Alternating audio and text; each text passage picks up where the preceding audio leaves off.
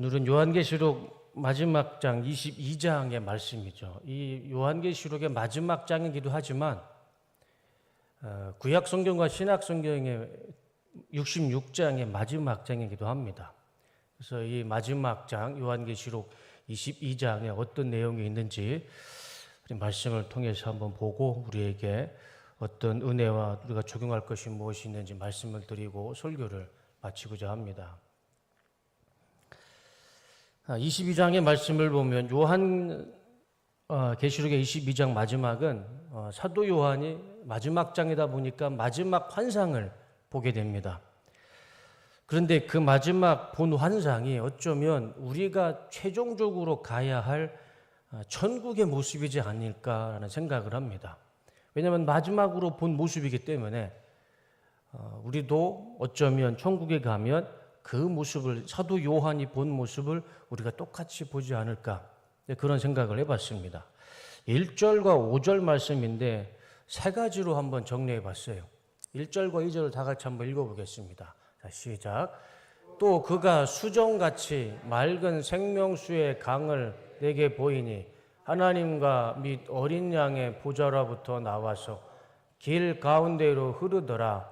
강 좌우에 생명나무가 있어 12가지 열매를 맺되 달마다 그 열매를 맺고 그 나무 잎사귀들은 만국을 치료하기 위하여 있더라.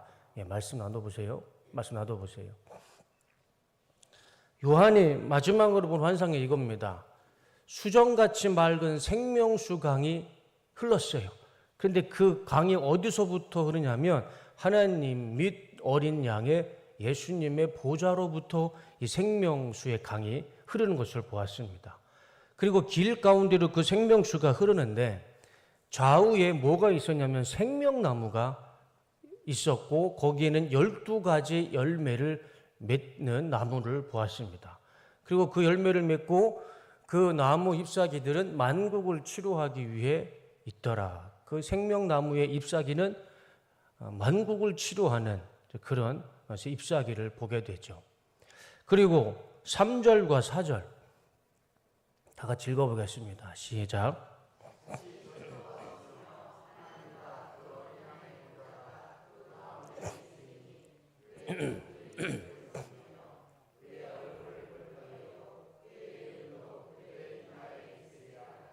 말씀 놔둬보세요. 그 생명수를 중심으로 나무가 서 있고 그리고 그곳에는 다시 저주가 없으며 하나님과 그 어린 양의 보좌가 그 가운데 있으리니 그의 종들이 그를 섬기며 하나님의 종들이 거기서 섬기고 있는 모습을 보게 되죠. 그래 그의 얼굴들, 하나님의 종들의 얼굴을 보니까 그의 이름도 그들의 이마에 있느니라. 이마에 하나님의 이름이 적혀져 있었다는 것이죠. 이것을 우리는 뭐라고 표현하죠? 인치심이라고 하잖아요. 그죠? 네, 저런 모습을 보게 됩니다. 마지막 5절 다 같이 읽겠습니다. 시작. 다시 밤이 없겠고 등불과 햇빛이 쓸데없으니 이는 주 하나님이 그들에게 비치심이라. 그들이 세세토록 왕노릇 하리로다. 그곳은요 밤이 없고요 등불과 햇빛도 쓸모없어요. 왜냐하면 하나님이 그들에게 빛을 비춰주시기 때문에, 하나님의 영광이 있기 때문에 굳이 거기에는 등불도 필요 없고 햇빛도 필요 없습니다. 하나님의 영광의 빛으로 가득한 곳, 그곳을 사도 요한이 보게 돼요. 우리도 그곳에 가지 않을까 그런 생각을 하게 됩니다. 여기까지 말씀을 철저하게 역사적으로 고증을 한 그림이 있습니다. 사진 한번 보여주시죠. 예. 대략 이런 그림이 아닐까. 누군가 이렇게 어린아이의 설교 때문에 이렇게 그린 것 같은데 1절과 5절 말씀이 다 기록되어 있어요. 하나님의 보좌로부터 생명수가 흐르고 양쪽에는 생명나무가 있고 12개의 열매가 열려 있고 그리고 거기에는 하나님의 빛으로 가득 차 있고 하나님을 섬기는 종들이 있고, 저런 모습, 상상도이지만 저거와 크게 다르지는 않을 것 같습니다. 내려주세요.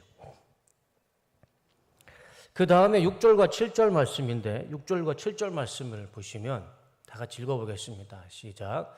또 그가 내게 말하기를 이 말은 신실하고 참된지라 주 곧 선지자들이 영의 하나님이 그의 종들에게 반드시 속히 되어질 일을 보이시려고 그의 천사를 보내셨도다.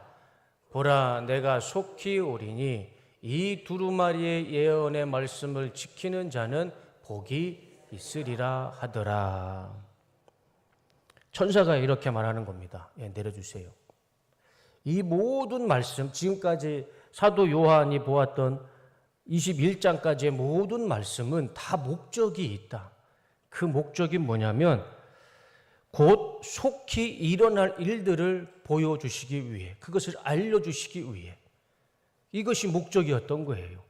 그 속히 일어날 일이 무엇인가요? 7절에 뭐라고 말씀하시죠?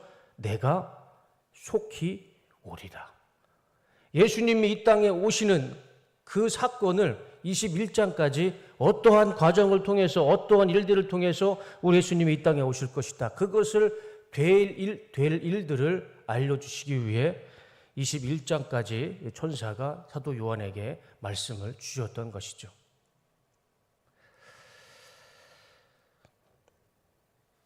(8절과) (9절) 말씀을 보시면 다 같이 읽어보겠습니다. 시작. 이 모든 것을 듣고 본 사람은 나 요한입니다. 내가 이 모든 것을 듣고 볼 때에 이것들을 내게 보여준 그 천사의 발 앞에 엎드려 경배하려고 하였더니 그가 나에게 말하였습니다. 이렇게 하지 말아라. 나도 너와 너의 동료 예언자들과 이 책의 말씀을 지키는 사람들과 같은 종이다. 경배하는 하나님께 드려라. 모든 환상을 다 내려주세요. 말씀을 다 이야기해 준 천사한테 사도 요한이 엎드려서 경배를 하려고 합니다. 그래서 천사가 막는 거예요. 하지 마라. 나한테 경배하지 마라. 나도 너와 같이 하나님의 말씀을 지키는 하나님의 종일 뿐이다. 사도 요한이 천사에게 엎드려서 경배하는 것을 막습니다. 이 말씀을 통해 우리는 천사의 본질을 우리는 생각해 볼 수가 있죠. 천사는 우리와 똑같은 피조물입니다. 우리와 똑같이 하나님 말씀을 지키고 하나님을 경배하는 존재입니다. 그 이상도 아니에요. 그 이하도 아닙니다. 우리와 똑같은 하나님 앞에 창조받은 피조물이고 하나님을 말씀을 지키고 하나님을 경배하는 그것이 바로 천사라는 것이죠. 천사와 우리가 다른 것이 무엇일까요?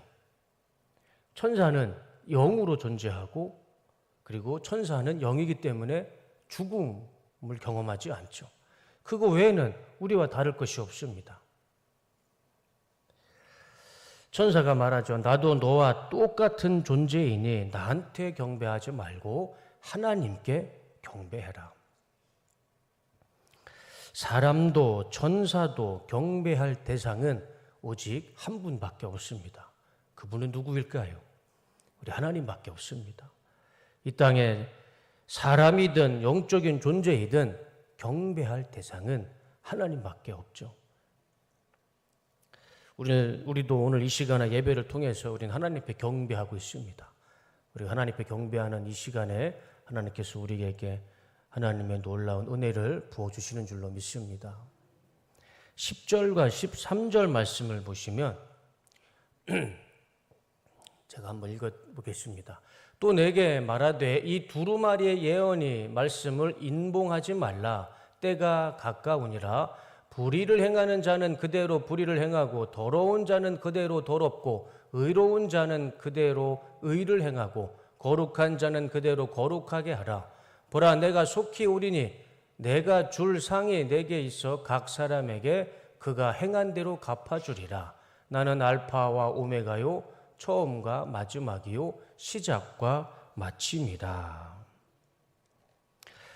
예수님이 속히 오셔서 마지막으로 심판을 하시는데 그 심판의 기준을 한 번 더 명확하게 말씀해 주십니다. 예수님의 심판의 기준은 무엇입니까? 이 심판이 있고 난 다음에 새 하늘과 새 땅이 열리죠. 이 심판의 마지막 기준이 무엇인가요? 다시 한번 말씀 보여줘 보세요. 그 전말 11절 다 같이 읽어보겠습니다. 시작. 불의를 행하는 자는 그대로 불의를 행하고 더러운 자는 그대로 더럽고 의로운 자는 그대로 의를 행하고 거룩한 자는 그대로 거룩하게 하라. 12절. 보라, 내가 속히 오리니 내가 줄 상이 내게 있어 각 사람에게 그가 행한 대로 갚아주리라. 예수님의 기준은, 심판의 기준은 이겁니다. 행한 대로 갚아줄 것이다. 내려주세요. 행한 대로, 내가 하나님을 믿고 예수님을 믿고 말씀에 순종한 대로, 행한 대로 우리 하나님께서는 심판도 하시고 구원도 하실 것입니다. 그런데 이 말씀은 여기에만 나온 말씀이 아니죠. 구약 성경에 이미 예레미야 17장 10절에서 예언된 말씀입니다. 한번 보여주시죠. 나 여호와는 모든 중심을 감찰하며 각 사람의 길과 그의 행위의 열매를 따라 보응하리라. 각 사람의 길, 그의 행위에 따라 열매에 따라 보응하신다 말씀하셨습니다. 로마서도 2장 6절 하나님께서 각 사람에게 그 행한 대로 보응하시되, 이것을 마지막 이 요한계시록 22장에 또 똑같이 말씀해 주시는 겁니다. 그때에 예수님께서 행한 대로 갚아주실 것이다. 이 보응이라는 단어가 무슨 의미일까요? 보응. 내가 선한 일을 하면 선을 갚아주고 악한 일을 하면 악으로 갚아주는 것, 그것이 보응이잖아요. 우리는 하나님 앞에 섰을 때 각자의 행한 대로 하나님께서 보응해 주실 것입니다. 이것이 하나님의 정의이고 공평이죠. 그리고 13절에 알파와 오메가가 되시는, 시작과 끝이 되시는 주님께서 마지막에 정말 알파와 오메가, 시작과 끝이 되시는, 이 끝이 되시는 예수님께서 마지막에 우리의 행한 대로 보응하시고 갚아주실 것입니다. 오늘 이렇게 비가 내리고 하루 종일 직장 생활에 힘드신데도 주님 앞에 나와서 이렇게 예배드리는 우리 성도님들, 우리 주님께서 다 보시고 다 기억하시고 하나님께서 보응해 주실 것이라 믿습니다. 나의 선행과 악행은 하나님의 생명책에 다 기록될 것이고 마지막 날에 그 생명책에 기록된 대로 하나님께서 우리를 축복해 주실 줄로 믿습니다. 14절과 15절 말씀을 보시면 다 같이 읽어보겠습니다. 자, 시작.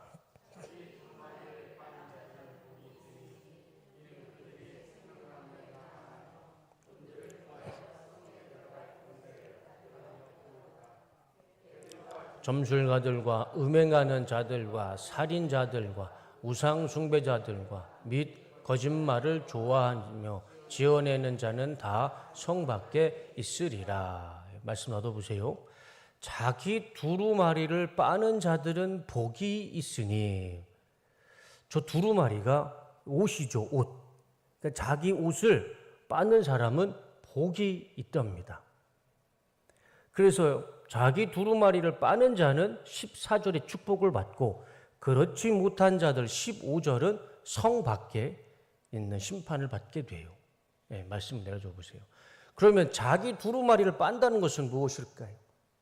내 옷을, 이 외투를, 두루마리를 빤다는 것인데, 이 말씀은 계시록 7장 14절에 이미 말씀을 해 주십니다. 말씀 보여주시죠. 계시록, 다 같이 읽겠습니다. 시작. 내가 말하기를 내 주여 당신이 아시나이다 하니 그가 나에게 이르되 이는 큰 환난에서 나오는 자들인데 어린 양의 피에 그 옷을 씻어 희게 하였느니라. 옷을 씻는다는 것, 내려주세요. 두루마리를 씻는다는 것은 예수님의 보혈의 피로 씻는다는 것을 의미합니다. 내 옷을 씻는 것이 아니죠. 천국에서 무슨 옷을 씻을 필요가 있겠습니까? 두루마리를 씻는 것은 예수님의 보혈의 피로 내가 씻음 받은, 내가 씻겨진다는 의미인 것입니다. 왜 그러냐면 두루마리를 빠는 자들이 이런 결과를 얻기 때문입니다. 다시 한번 그 다음 14절 말씀을 보여주세요. 자, 자기 두루마리를 빠는 자는 복이 있습니다. 어떤 복이냐면 그들이 생명나무에 나아가며, 생명나무가 어떤 나무죠? 창세기 2장에 나오죠. 영생할 수 있는 나무가 생명나무입니다. 여러분, 우리가 영생을 얻기 위해서 무엇이 필요합니까? 예수 그리스도의 보혈의 은혜가, 죄사함이 필요하죠. 우리가 죄사함 없이 어떻게 영생을 얻을 수가 있겠습니까? 두루마리를 빠는 것은 옷을 빠는 게 아니죠. 예수님의 보혈의 피로 우리가 씻김을 받는 것입니다.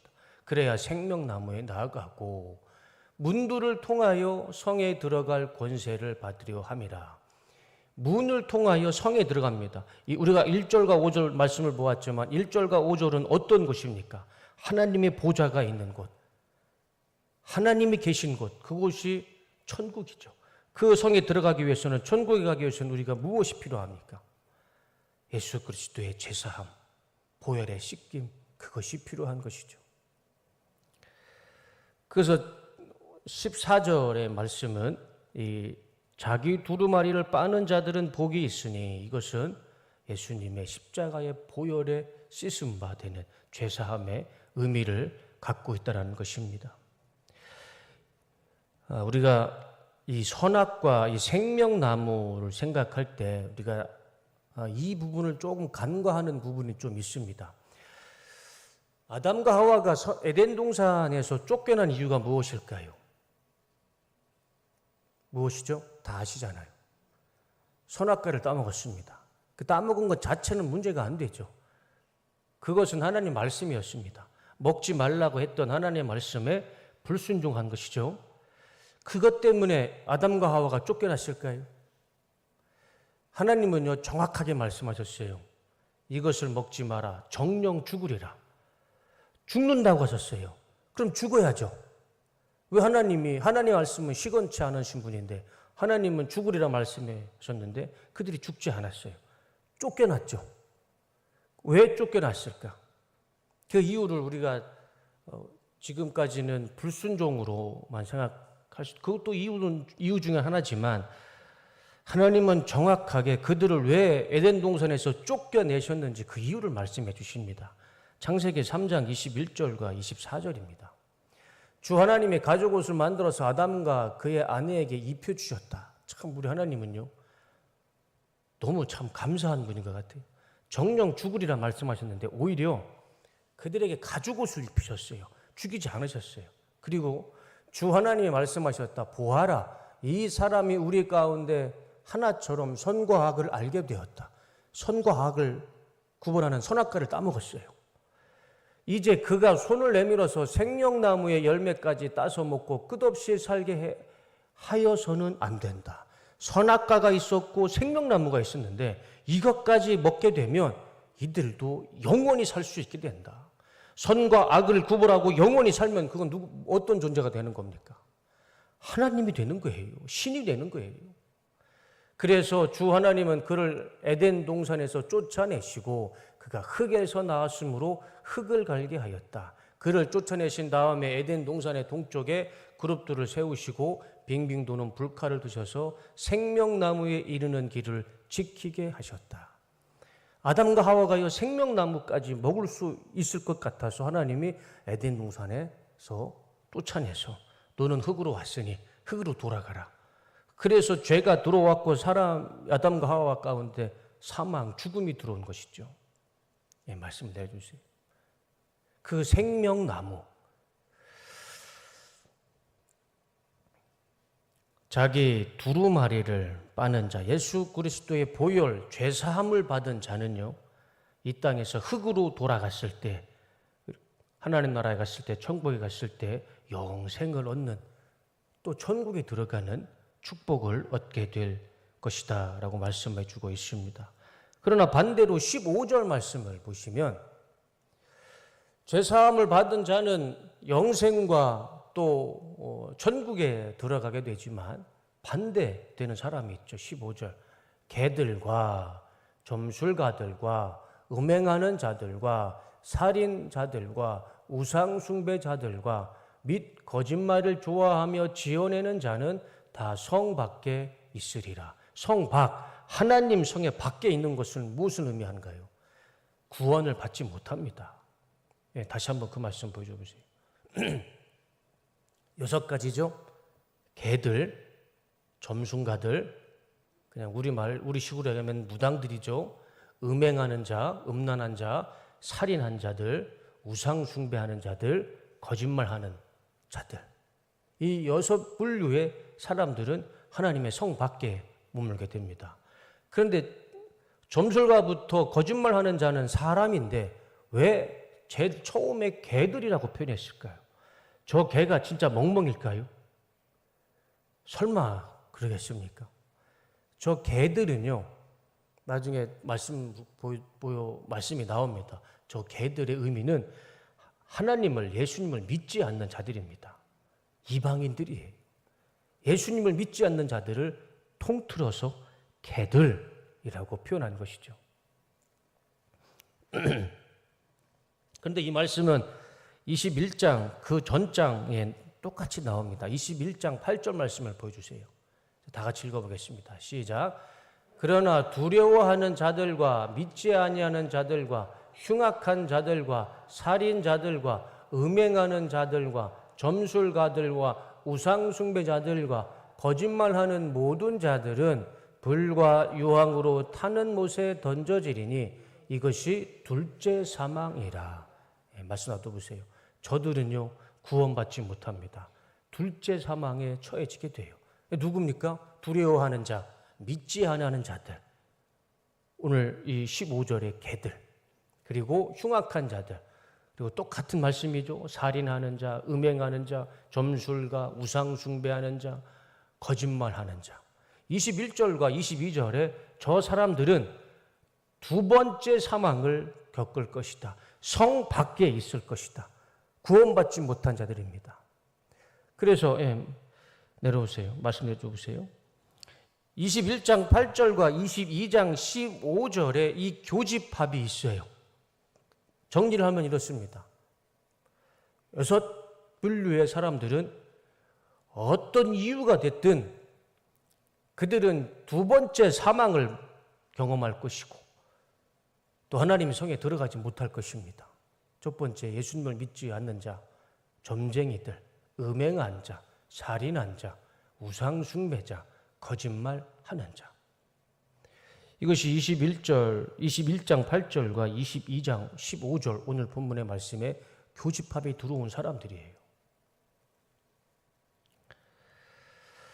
그리고 16절과 17절 말씀을 보시면 다 같이 읽어보겠습니다. 시작.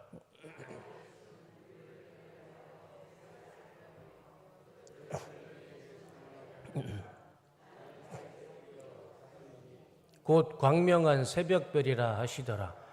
성령과 신부가 말씀하시기를 오라 하시는도다. 듣는 자도 오라 할 것이요 목마른 자도 올 것이요 또 원하는 자는 값없이 생명수를 받으라 하시더라. 예, 말씀드려 주세요.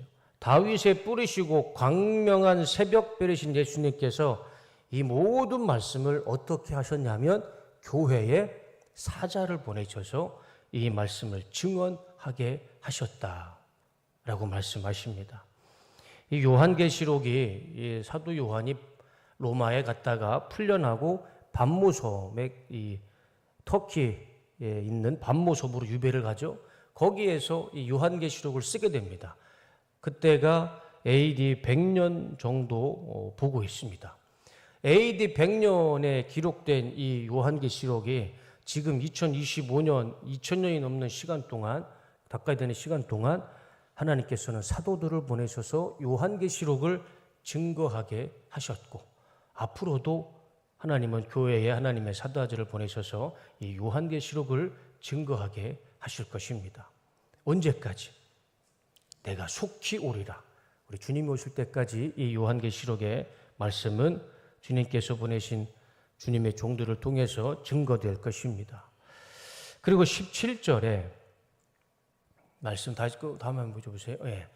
이 말씀을 듣고 또 이 요한계시록을 말씀을 듣는 자에게는 값없이 생명수를 받으라. 값없이 생명수를 가져라. 이렇게 말씀해 주고 있습니다.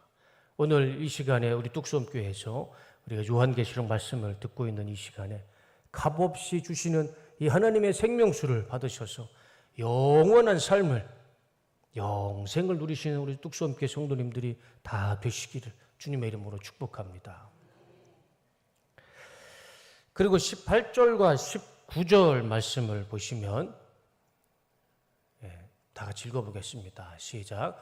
내가 이 두루마리의 예언의 말씀을 듣는 모든 사람에게 증언하노니 만일 누구든지 이것들 외에 더하면 하나님이 이 두루마리에 기록된 재앙들을 그에게 더하실 것이요 만일 누구든지 이 두루마리의 예언의 말씀에서 제하여 버리면 하나님이 이 두루마리에 기록된 생명나무와 및 거룩한 성에 참여함을 제하여 버리시리라.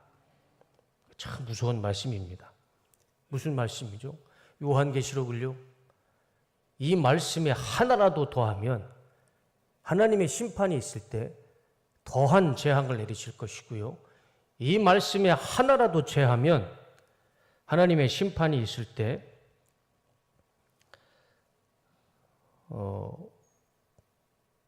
하나님의 구원과 성에, 천국에 들어가지 못할 것이다. 더하지도 말고 빼지도 마라. 그 말씀인 거죠. 참 무섭고 두려운 말씀이죠. 저는 이 말씀도 모르고 요한계시록 말씀을 지금까지 했습니다.